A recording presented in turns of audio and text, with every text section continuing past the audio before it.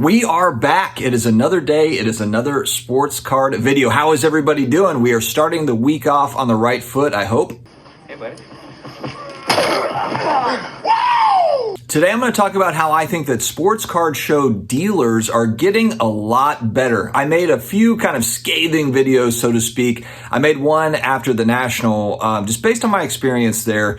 And it was actually a couple other shows as well, but basically like 75% of dealers, current dealers, will be gone this time next year and replaced by other dealers. And big part of the reason why I brought this up was because I just saw a lot of dealers set up at the National and other shows that are kind of these legacy dealers that are just setting up card museums without any sort of motivation to sell. I mean, everything just priced like 3 times probably what current market is. But again, it's just kind of like a car show or something where you're walking through. But the difference is that at the car show, you're just going there and watching it. They're showcasing cool cars that aren't really for sale. At the National, it is a buy, sell, trade show. So it's just different expectations. Plus, it's the mecca of sports card hobby shows. It is the mecca. Before I go on, let me thank new sponsor, MVPSportsBreak.com. I made a video last week, I believe, or maybe the week before, basically around the fact that, we see a lot of show dealers that have big social media presences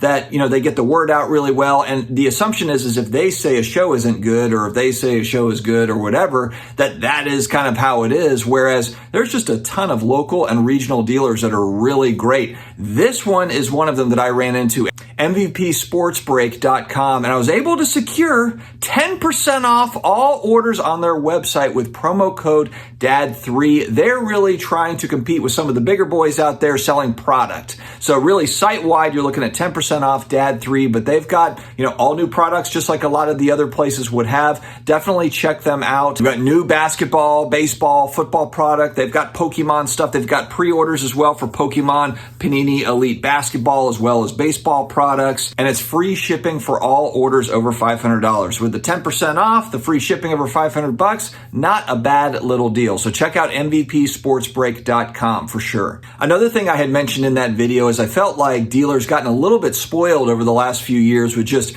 there was so much money flowing into the hobby/market. They really didn't have to do a whole lot of work. They just had to show up with their cards or their products or their breaks or whatever, and the money was just flowing. Everyone's throwing down money. Everyone's loving sports cards euphoria, and you don't really have to be a salesman to do any of that. It just kind of show up. Now you have to be a little bit more of a salesman. There's a little bit more gamesmanship, and I understand a lot of stuff is being done online, Sports Card Radio. Others are doing different sorts of strategies with Golden, with ComC, to where you're not really touching cards. You're just moving cards back and forth with click, click, click, take your profit, move into something else. I love that stuff as well, but today we're just mainly talking about sports card show dealers, and I think that there's a lot of opportunity at shows as well, especially now entering into 2023. I think a lot of dealers have shed maybe some of that bad inventory where they were maybe down on cards or just breaking even on cards, or maybe they're just taking less profit than they wanted to on certain cards and just recycling and getting back into the groove. More of a buyer's market is where we are now. That's where we have been for a while. It's just taken a lot of folks a bit to catch up to that fact. At my local Raleigh show this last weekend, people were a lot more engaging. And the one thing that I really liked that I saw there, a lot of conversation just around cards, a lot of camaraderie. It wasn't necessarily just around buying, selling, transactional stuff. It was, wow, that's an interesting card. Let's look at it. I mean, there was one case that I saw at my Raleigh card show that had 3 of those really kind of Grail Simpsons cards, the signed artwork where it was like original art on a card by Matt Groening that did it, 20 or 30 years ago, or whenever they came out. They were, I think the one was 10,000, one was 25,000, and the other one was 20,000. That is one of my Grail cards. I know that's a culture card. It's not a sports card, but man, those things are just awesome. And the Simpsons carry a special place for me going back to 1989 or 90 when they came out, when I was a kid watching the show. But where the hobby's gotten really interesting, I think, I would say that I've seen this over the last 6 to 12 months, is instead of focusing on, base cards, so to speak, and nothing wrong with base to get those graded, people are realizing there's a lot of unique items out there, and some of them might be sports cards, just random sets that you might not have heard of for particular players, or just different strategies around grading autographs. We've talked about TTM, through the mail type autographs. I'm seeing more and more of that sort of thing. And then also unique, music cards or culture cards. That's been popular. My buddy Flipping Steve, he buys kind of those, vintage music stickers of Led Zeppelin and gets those graded because, there's not that many of them graded. There's not really that many of them out there that you can find really in decent shape. And then also getting them graded, you get them, protected. It becomes kind of that, the eBay one of one, so to speak. But there are so many different avenues to go down. And now we're looking at more unique pieces. When you go into a card show, and you see the case, you'll see a Michael Jordan rookie card, which is an awesome card. It's iconic,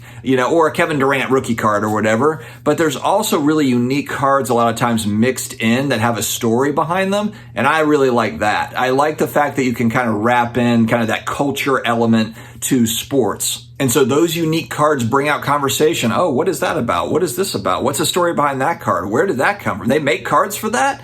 And that gets it going. I think honestly, that camaraderie and that conversation is just as important as the buy-sell element at a card show. Now, I understand that dealers have to make money, but if we look at this and we compare these shows to other trade shows, and I'm not necessarily talking about the National or Dallas, some of these large shows, that are expensive to rent tables, but a lot of these local regional shows, it might be $100, couple $100 for the weekend, few $100, to set up for the weekend. That's not too bad. I mean, I know a lot of people say like their dollar box pays for them to be there. And then, if they make a nice sale on top of that, then great.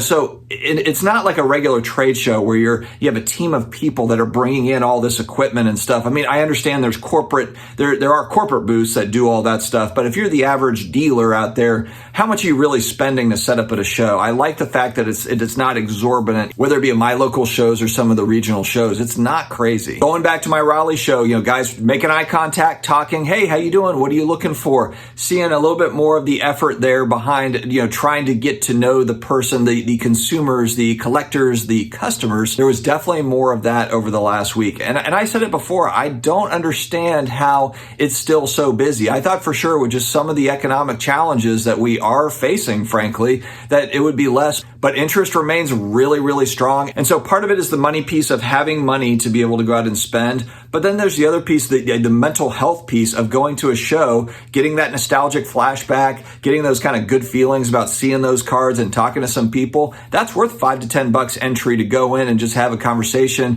hang out with some folks for a couple hours about cards or comic books or other collectibles. And so it's getting better out there. I'm excited to go to this Philly show this weekend. Santiago Sports is sponsoring the trade night, so that'll be fun. I'm not bringing a bunch of cash, but I am bringing some cards just to have fun at the trade night, see if maybe we can wheel and deal a little bit, but no pressure on any of that. I'm really just going to hang out with friends, see that Philly show because I've never been to it, maybe get a little bit of footage so I can share it with you all for the content. And that'll be it. So guys, let me know your thoughts in the comments. Are you having more fun at shows here recently in 2023 than maybe in 21 or 22, going back in time a little bit?